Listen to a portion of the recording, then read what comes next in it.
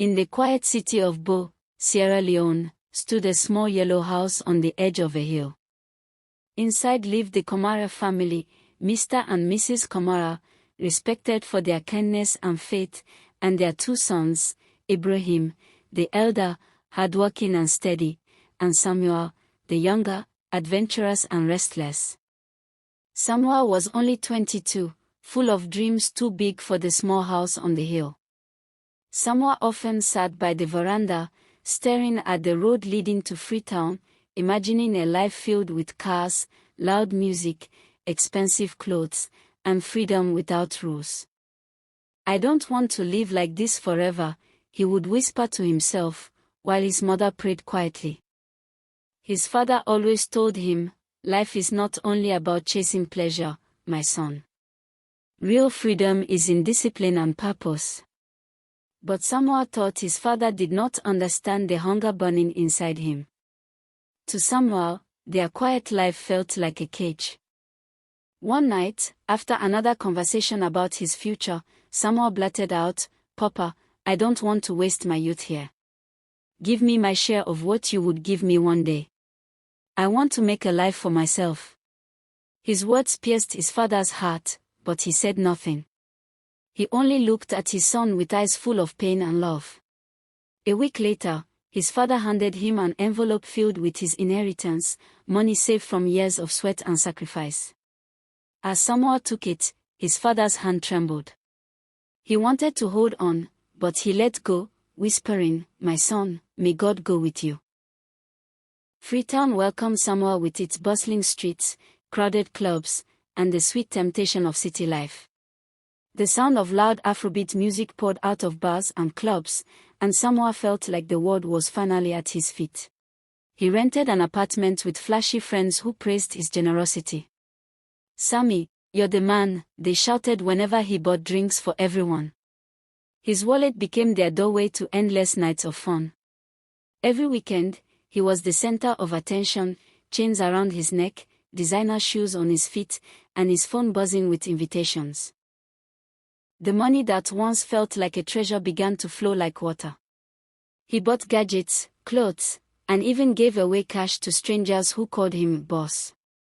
For Samuel, this was freedom. No chores, no early mornings, no quiet prayers before meals, only music, laughter, and the city lights. But in the middle of the night, when the music faded and silence filled his room, Samuel felt something he could not explain. An emptiness, like a hole in his chest. He would scroll through his phone, searching for comfort, but no message filled the silence. "Maybe it's nothing," he told himself. "I just need more fun." And so, he pushed the feeling away, running. Months passed, and the one-stick envelope of cash had turned into crumpled notes. Samuel began borrowing from friends, but soon even they avoided his calls. The laughter that once surrounded him disappeared. The same people who called him boss now crossed the street when they saw him. He sold his clothes, then his phone, and finally gave up his apartment. With nowhere to go, he started sleeping on a friend's couch, until even that friend grew tired of him. "Sammy, you have to figure yourself out," his friend muttered, handing him a bag with his few belongings. Samuel wandered the streets of Freetown, hungry and ashamed. He applied for small jobs, but no one trusted a boy who looked weak and desperate. One day, he found himself helping at a fishing wharf, carrying loads for little pay. The smell of rotten fish clung to his clothes, and his stomach ached from days of eating only gory soaked in water. At night, he would sit by the beach, staring at the dark waves. He thought of his father's house, the meals, the laughter, his mother's prayers, and the comfort of being cared for. A painful longing rose inside him, but he pushed it down. "I can't go back," he whispered. "They will never forgive me." At night, he would sit by the beach, staring at the dark waves. He thought of his father's house, the meals, the laughter, his mother's prayers, and the comfort of being cared for. A painful longing rose inside him, but he pushed it down. "I can't go back," he whispered. "They will never forgive me." Yet no matter how much he resisted, the memory of home haunted him. One evening, Samuel walked through a crowded street, his stomach rumbling. He saw people eating fried plantain and fish at a roadside stall. The smell made his eyes water, but he had no money. He begged the vendor, "Please, just a small piece. I haven't eaten." The vendor looked at him with pity and handed him burnt scraps left at the bottom of the pan. Samuel ate hungrily, his pride breaking with every bite. That night, as rain poured, he found shelter under a bridge. Cold water splashed against him as cars passed overhead. He hugged his knees and wept, his tears mixing with the rain. For the first time, he prayed, "God, if you're listening, please help me. I don't even know how to pray anymore. I just want to go home." The prayer lingered in the night air, fragile but real, like the first crack of light after a storm. The next morning, Samuel sat on a bench at the bus park. His eyes were swollen from crying, but his heart was calmer. He knew what he had to do. "I will rise and go to my father," he whispered to himself. "Even if he rejects me, even if I can only work as a servant in his house, it will still be better than this." Shame clung to him like a shadow. He imagined his brother's disappointment, his mother's tears, and his father's silence. Yet he also remembered his father's eyes, the same eyes that had looked at him with love, even when he demanded his inheritance. Samuel begged the driver to let him ride for half the fare, promising to pay later. The driver looked at his ragged clothes and agreed. As the bus rolled out of the city, Samuel stared through the window, watching the glittering lights of Freetown fade into the distance. He didn't know what waited for him at home, but he knew one thing: he couldn't run anymore. The road from Freetown to Bo stretched long and winding, lined with green hills and villages where children waved at passing buses. Samuel sat quietly, clutching his bag of tattered clothes, lost in thought. Every bump on the road felt like a question. Will they still love me? Will I even be welcome? He rehearsed words in his head. "Papa, I am sorry. I am no longer worthy to be called your son. Just let me work in your house." As the bus drew closer to Bo, his heart pounded. He remembered running down those same roads as a boy, chasing goats and laughing with Ibrahim. The memories felt like both a knife and a bomb. The bus finally stopped at the station.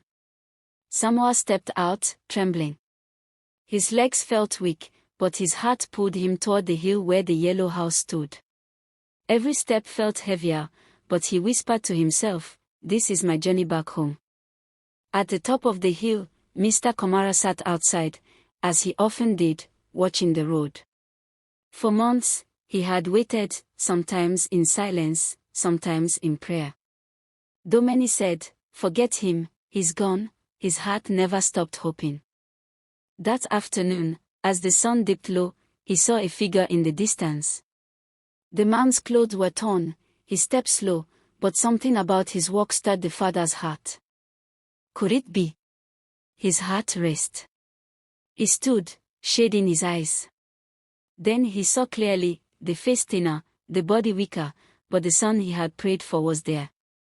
Tears filled Mr. Kamara's eyes as he broke into a run.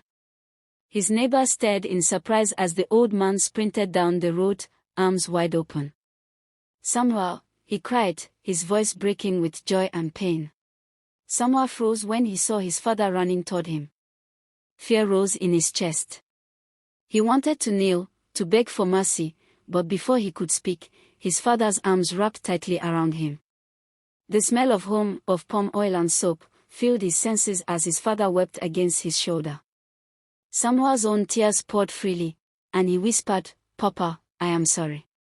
I have sinned against God and against you. I am no longer worthy to be called your son." But his father pulled back and looked into his eyes. "My son, you were lost, but now you are found. You were dead, but now you live again." Samuel tried to protest, but his father held him closer. "No more shame, no more begging. You are my son. And nothing will ever change that." The weight Samuel carried for months lifted, replaced by a warmth so deep it broke him completely.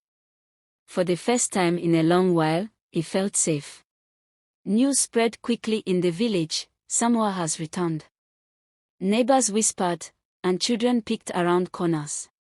In the Komara house, pots clanged as his mother prepared a feast. The father ordered, "Kill the fattest goat. Tonight we will celebrate." But Ibrahim, the elder brother, stood aside, his jaw tight. When he saw Samuel wearing new clothes and sitting at the table, he muttered, "After everything he did. After wasting everything. And now this." Later, when the music started, Ibrahim confronted his father. "Papa, I have been here all along. I never disobeyed you. I worked the farm, I cared for you, I stayed. Yet you never threw a feast for me. But now this one, who wasted your money on reckless living, comes home and you celebrate. Everything I have has always been yours. But we must rejoice. For your brother was lost, and now he is found. Should we not celebrate life restored?" Ibrahim turned away, torn between anger and love. That night, Samuel's mother entered his room quietly. She saw him sitting by the window, staring at the stars. She placed a hand on his shoulder. "My son, do you know how many nights I prayed for this moment? There were nights I woke crying, begging God to bring you home alive. And here you are." Samuel lowered his head. "Mama, I don't deserve your love. I don't deserve any of this." She cupped his face gently. "Love is never about what we deserve. It is about grace. If God forgives you, who are we not to forgive?" Her words wrapped around Samuel like a blanket. He realized that home was not just a place, but a love that refused to let go, even when he had run afe. Days turned into weeks, and Samuel began to rebuild his life. He worked alongside his brother, though tension sometimes lingered. But slowly, trust grew again.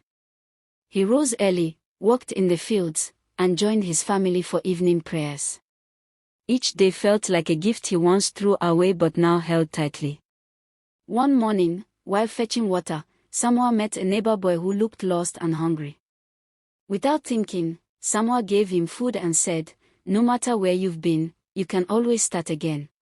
In that moment, he understood his father's heart, and more importantly, God's heart. He had been forgiven not to live in shame, but to show others the same grace he had received.